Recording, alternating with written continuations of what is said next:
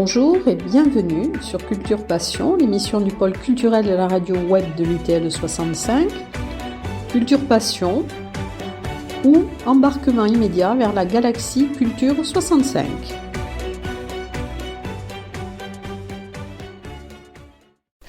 Dans le cadre de l'émission Culture Passion de l'Université du Temps Libre, je vais aujourd'hui vous présenter Laurent Gauthier, qui est plasticien. D'abord, bonjour Laurent. Bonjour Élise. Alors, vous êtes, Laurent Gauthier, un plasticien. Alors, j'ai regardé la définition sur le dictionnaire et j'ai trouvé un plasticien est un artiste ou créateur ayant pour média d'expression artistique des techniques ou des supports matériels variés dits plastiques. Avec ça, je n'ai pas été très avancée. Mais je compte sur vous pour nous expliquer mieux. Bon, je vous ai rencontré à l'atelier 20 lors d'une exposition sur la famille et vous m'avez dit, entre autres, que vous aviez toujours été très intéressé par l'art. Alors, pouvez-vous nous en dire plus ? Mais c'est un peu l'histoire de toute une vie. Ça a évidemment commencé lors de mon enfance, suivant certaines habitudes parentales, brocante, vide-grenier, exposition, musée, et puis la bibliothèque très fournie à la maison, dans laquelle se trouvait pas mal de livres d'art, et donc étant très curieux, j'ai compulsé ces livres assidûment. Voilà, et tous ces éléments ont échafaudé ce que j'appellerais ma culture au fur et à mesure. Oui, mais vous aviez un rapport aux objets qui avait un lien avec le surréalisme dont vous vous êtes nourri. Absolument, oui, j'ai découvert ça donc dans cette fameuse bibliothèque et ça a été un choc. Ça correspondait également à mon adolescence, avec donc ce bouillonnement propre à cette période. Et j'y ai découvert un monde enrichi, une réalité augmentée, et ça a été une espèce de révélation, et ça ne m'a plus jamais quitté. Oui, parce qu'à 12 ans, vous m'avez raconté l'épisode de la règle en bois. Oui, j'avais récupéré un morceau de règle que j'avais cassé accidentellement à l'école. Et j'ai dessiné dessus, il y avait un visage, des choses un peu... J'ai fait ça sans réfléchir et finalement le résultat m'a troublé. Et c'est ce trouble qui pour moi a engendré un certain état d'esprit. C'était essayer de comprendre à quoi pouvait correspondre ce trouble, puisque cette notion de trouble, c'est-à-dire de percevoir qu'il se passe quelque chose, mais ne pas vraiment comprendre quoi, c'est quelque chose qui est très important à mes yeux.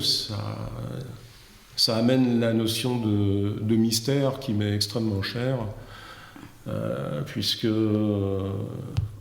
j'ai finalement toujours estimé que les mystères étaient préférables aux réponses. Enfin, c'est pour faire simple. Voilà. Bon, et puis comme autre élément fondateur, à 18 ans, au cours d'un voyage, c'est un tas de ferraille qui vous a intrigué. Ah oui, ça a été complètement inattendu. Dans une gare de triage, je tombe nez à nez avec un énorme tas de ferraille que j'ai trouvé somptueux contre toute attente. Et c'est là que je me suis rendu compte que la puissance et la beauté pouvaient avoir des avatars divers et variés. Et franchement, ça a été, concernant ce tas de ferraille, une très grande surprise. Oui, parce que vous m'avez dit que les choses se font à partir d'éléments prérequis. ça a l'air d'être très important pour vous. Hein. Vous parliez d'art plastique tout à l'heure, donc plastique, ça concerne les formes, les matières, les matériaux. En ce qui me concerne, et pour les raisons invoquées tout à l'heure, à savoir vide-grenier, brocante, l'intérêt de mon père pour les objets, des objets en tout cas, ça crée en moi une passion de l'objet. C'est quelque chose qu'il faudrait développer. Oui, puis la puissance de l'imaginaire aussi, puisque vous étiez un enfant unique et oui. Vous aviez besoin de vous créer un monde. Oui, absolument. Mais ce que je veux signifier, c'est que ces objets ont été pour moi le support de création, comme d'autres auraient pu peindre ou sculpter ou modeler. Très vite, j'ai ressenti que les objets pouvaient exprimer énormément de choses, en tout cas pouvaient devenir le média de ce que je voulais faire.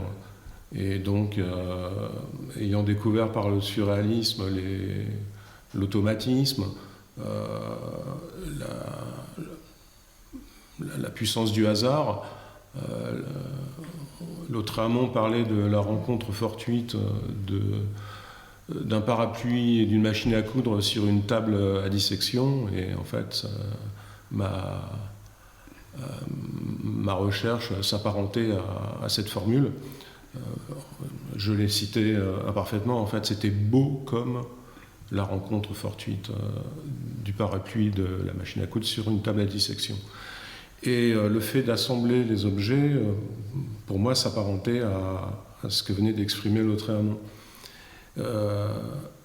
En fait, deux objets n'ayant rien à voir ensemble, lorsqu'ils sont appareillés, peuvent amener un sens tout à fait nouveau et partir sur des territoires insoupçonnés et inconnus qui, de par le trouble dont j'ai parlé tout à l'heure, ne vous sont pas véritablement inconnus, mais seraient plutôt initialement de l'ordre de l'inconscient. D'où l'importance du surréalisme dans ma démarche.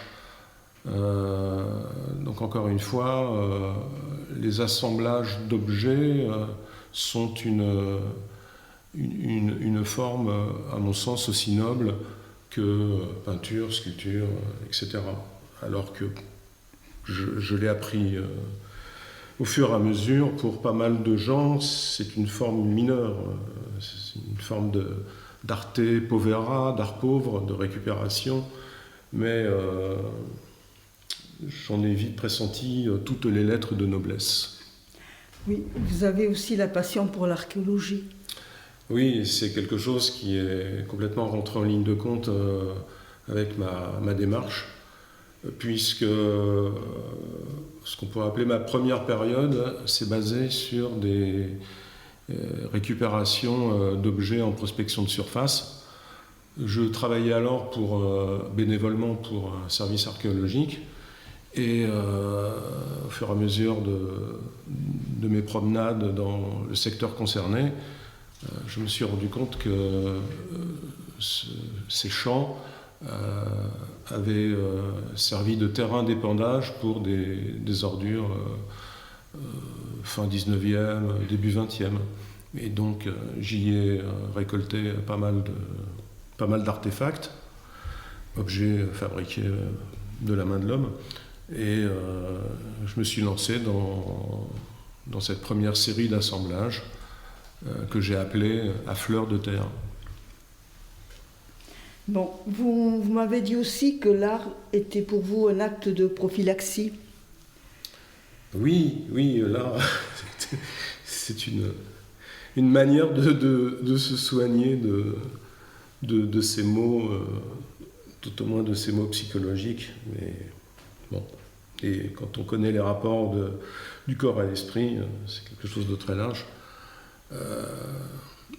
Ça a été un acte réflexe que de m'adonner aussi à des assemblages pour cracher des mal-être, des souffrances, hein, comme nous pouvons tous en avoir en ce qui me concerne. Donc il y a eu quand même 2 éléments forts, à savoir les tensions avec mon père et le fait que ma compagne et moi avons eu un fils polyhandicapé et j'ai eu un mal de chien à digérer et incorporer cette difficulté pour retrouver de la sérénité. Voilà, en tout cas, ma démarche créative m'a beaucoup aidé en ce sens. Oui, vous m'avez même dit que certains travaux sont des avatars de votre fils. Oui, forcément, oui. Et ces avatars peuvent glisser d'un personnage à l'autre. Et dans certains assemblages, tel personnage peut représenter mon fils, mais aussi moi-même. Même parfois mon père, ma mère aussi est souvent représentée d'une façon ou d'une autre, ou en tout cas pourrait l'être, puisque sans véritablement le faire exprès, mes travaux revêtent souvent une forme de ce que j'appellerais une polysémie, c'est-à-dire que les sens peuvent être multiples. Lorsque je travaille, je me laisse guider par les rencontres entre les objets et ce qui détermine des rencontres intéressantes, c'est ce fameux trouble, c'est cette sensation de vibration qui apparaît avant même que je puisse comprendre quoi que ce soit. Et là encore une fois, j'ai ce plaisir d'un acte mystérieux qui pourra éventuellement s'éclaircir au fur et à mesure du temps par une meilleure compréhension, mais c'est pas une nécessité, c'est cette vibration qui importe. Oui, l'art aussi a permis de restaurer l'estime de soi, ce que vous m'avez dit. Oui, oui. Vous aimez avoir la reconnaissance du public? Je crois qu'on a tous besoin d'une forme d'estime de soi, de par, disons, ce que j'ai pu traverser, sans trop rentrer dans les détails. C'est une manière également de rendre tangible votre personnalité, votre fort intérieur, et lorsque vous êtes reconnu par un certain nombre de personnes dans votre travail, ça fait forcément du bien, et c'est une composante que j'estime importante dans la création artistique, quelle qu'elle soit. Oui, vous m'avez dit que pour vous, l'art était une utopie réalisée, un don. Oui, créer, c'est y mettre tout l'amour qu'on a en soi. C'est concrétiser tout ce qu'on a en soi, y compris des monstres, des créatures et des univers qui peuvent être aussi bien inquiétants que poétiques. Et l'utopie réalisable, c'est aussi faire émerger un univers qui fait certainement partie de notre réalité triviale, mais qui attend d'être transcendé, car la création artistique, c'est la transcendance de pas mal de composantes de la réalité. Enfin, c'est comme ça que je le perçois.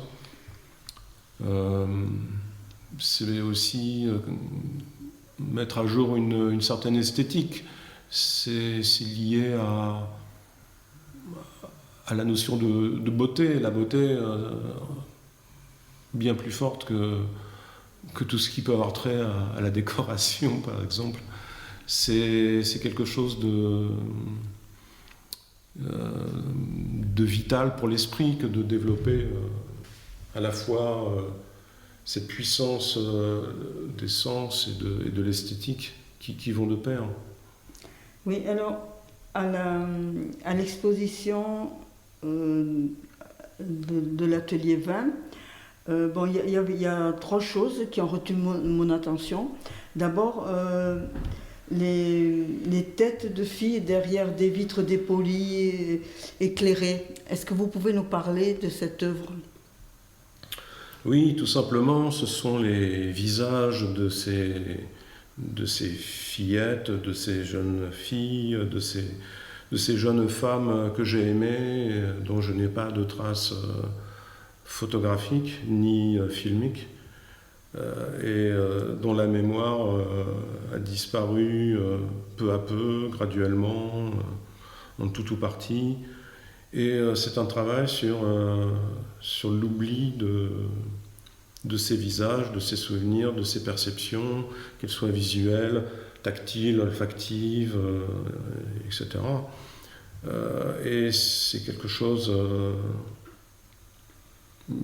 qui m'a semblé suffisamment poignant et universel pour avoir envie de le mettre en scène.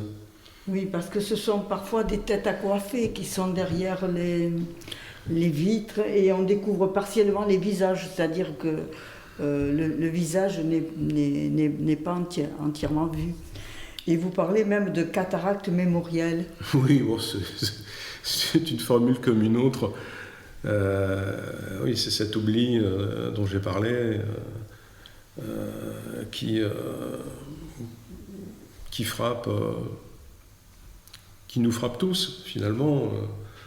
Et on peut avoir parfois quelques Madeleine de Proust qui réveillent certains souvenirs, certaines sensations, mais bon, globalement, tout cela est fugace. Tempus fugit. Ouais. Bon, ensuite, il y avait beaucoup de créations sous cloche. Mais la cloche, c'est d'abord quelque chose de très pratique, c'est mettre hors poussière. En tout cas, c'est la raison pour laquelle on a pu, dans les époques passées, mettre des éléments sous cloche. C'est également, au niveau du sens, la création d'un petit univers en soi. Cette manière de renfermer tout en révélant ce qui s'y passe à l'intérieur. Il y a la notion de fragilité aussi qui me plaît dans ces globes, pour lesquels il faut toujours faire extrêmement attention. Ils expriment aussi cet aspect d'objet ancien qui me plaît particulièrement. Oui, mais enfin, il y a en particulier là, une vierge avec un fusil d'assaut. Elle n'était pas ce globe. Ah, enfin, oui, il y a eu plusieurs vierges. Alors ça, c'est la série que j'ai appelée Guerre de religion.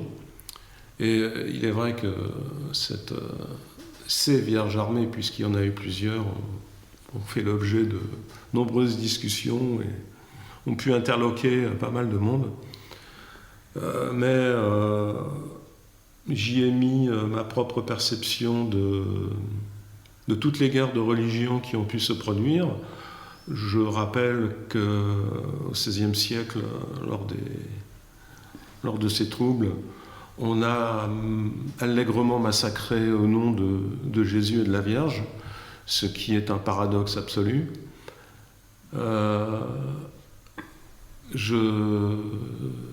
J'avais en tête également ces combattantes kurdes qui pouvaient parfois apparaître dans les médias avec ce tissu sur la tête. Et ces combattantes prenaient les armes pour lutter contre l'obscurantisme de Daesh.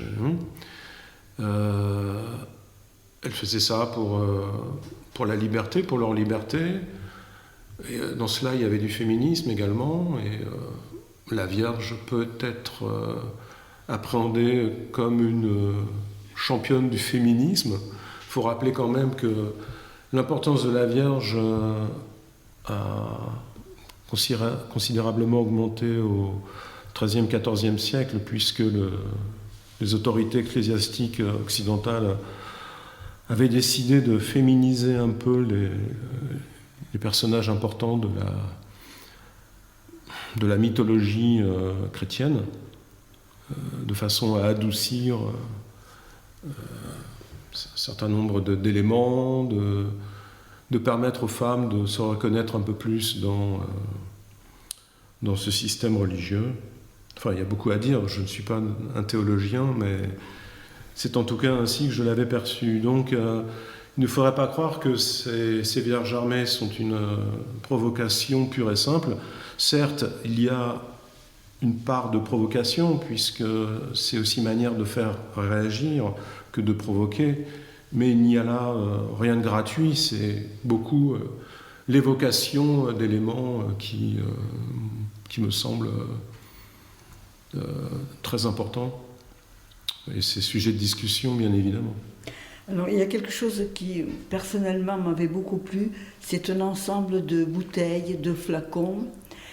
La composition, je la trouvais extraordinaire. Parce que je crois que le ça système avait été, lumineux. Que ça avait été ramassé au même endroit. Oui. Non, avec des... Eh bien, il s'agit de ces fameux champs dans lesquels je prospectais dans la période archéologique de mon travail, que j'avais appelé fleurs de terre. Et il y avait beaucoup de petits flacons, des fioles de produits pharmaceutiques, des produits de beauté de l'époque, etc. Et c'est aussi travailler avec ces objets, c'est aussi montrer que on peut créer des travaux relativement spectaculaires avec des choses très simples. Cette idée me plaisait beaucoup. Et c'était manière également de travailler des analogies, puisque ces bouteilles peuvent assez facilement représenter des personnages humains de par leur silhouette et leur accumulation. Et puis ça traduit quelque chose auquel vous tenez beaucoup, c'est-à-dire qu'un objet en lui-même n'est pas très intéressant, mais quand il est associé à d'autres, il y a comme des vibrations et des complémentarités. Oui, c'est la mise en scène qui est essentielle. Et c'est mon propre regard finalement qui va magnifier ces objets et leur donner du sens de par ces mises en scène, de par ces accumulations, de par ces rencontres. Oui, c'est le principe même. Et c'est ça qui a une part de magie. Enfin, le mot est un peu galvaudé, mais c'est la magie de la création. C'est ces états de surprise et de découverte dans lesquels on se met lorsqu'on crée et qu'on est parfois dépassé par ce qu'on a voulu faire et qu'on découvre des chemins auxquels on n'avait pas pensé. Et c'est tout à fait jubilatoire. Et c'est aussi un des moteurs de la création que ce plaisir du jeu. Car c'est un jeu finalement qui nous ramène à une part d'enfance, ou en tout cas à cette part d'enfance que l'adulte devrait conserver ad aeternam. Bon. Si vous avez terminé avec la période art plastique, on peut parler de vos autres passions, la musique, l'écriture, ou vous pouvez ajouter d'autres choses. Disons que ce qui est important dans ces autres passions, c'est d'exprimer le fait que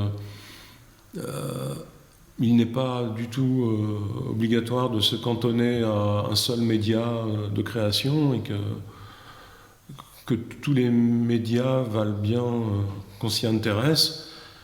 Et en ce qui me concerne, je n'ai pas vraiment fait d'effort. Il y a comme une espèce de complémentarité par les jeux de correspondance entre les différentes pratiques artistiques.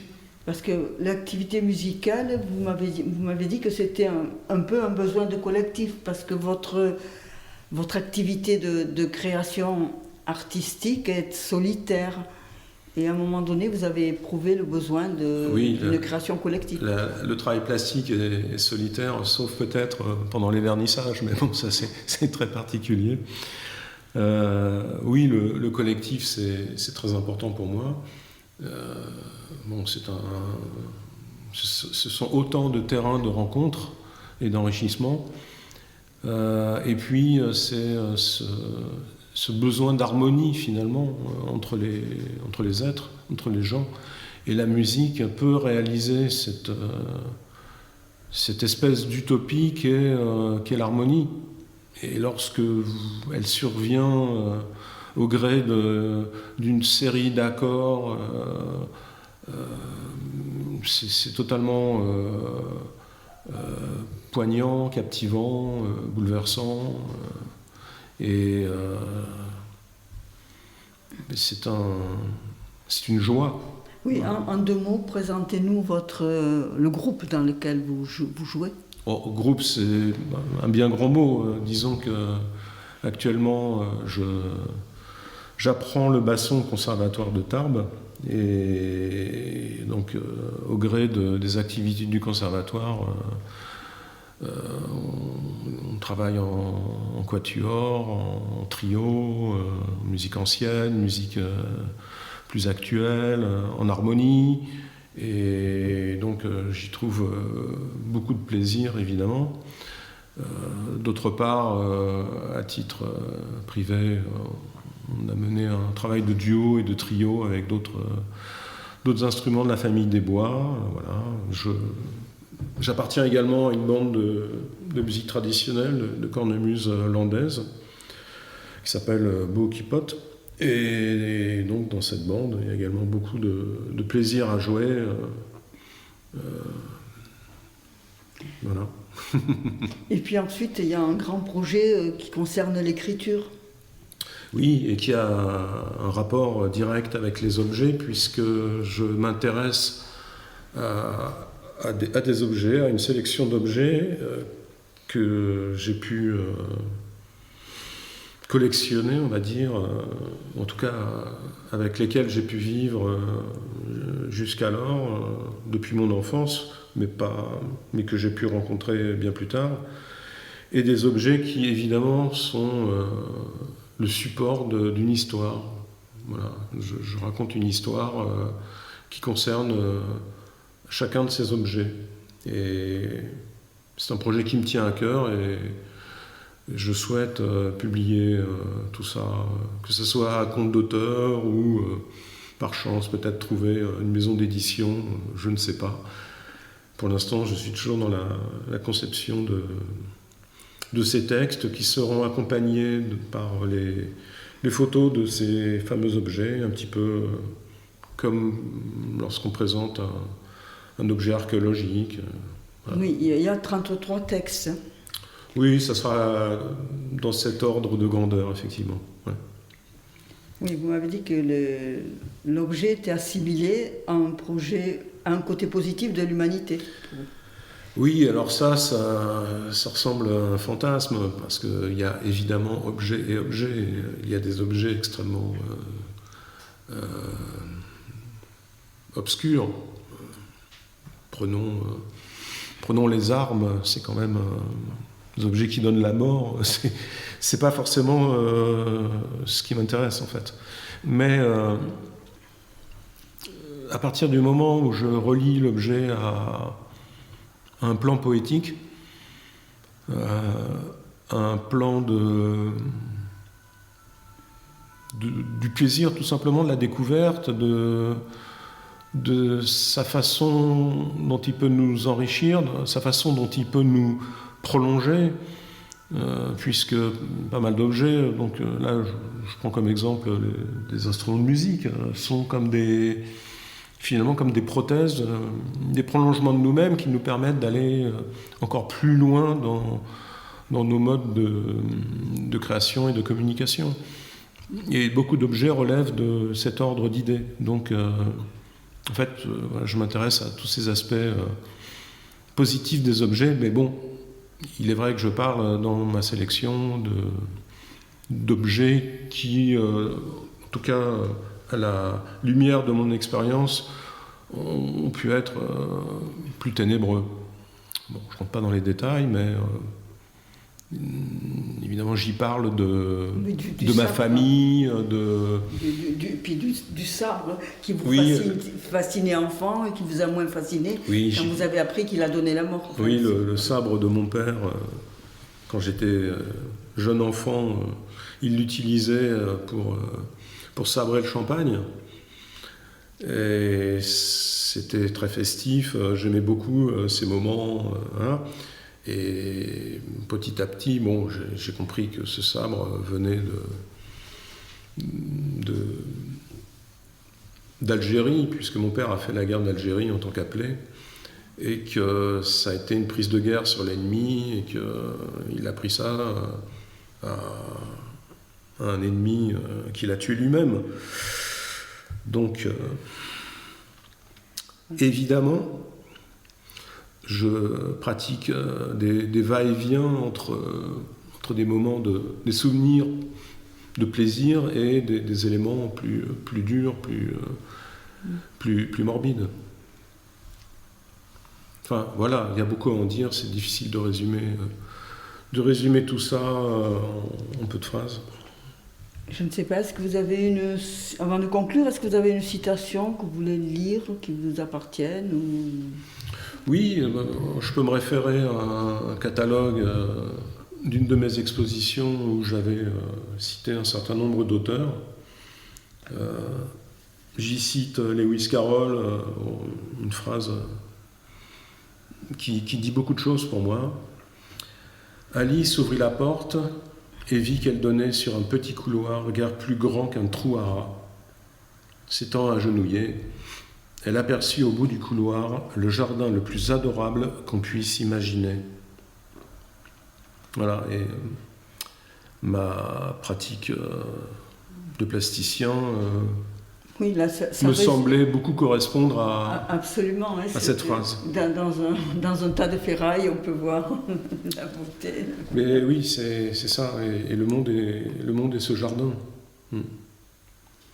Je peux vous citer également Jean Cocteau, qui est qui parle aussi de la dureté des choses.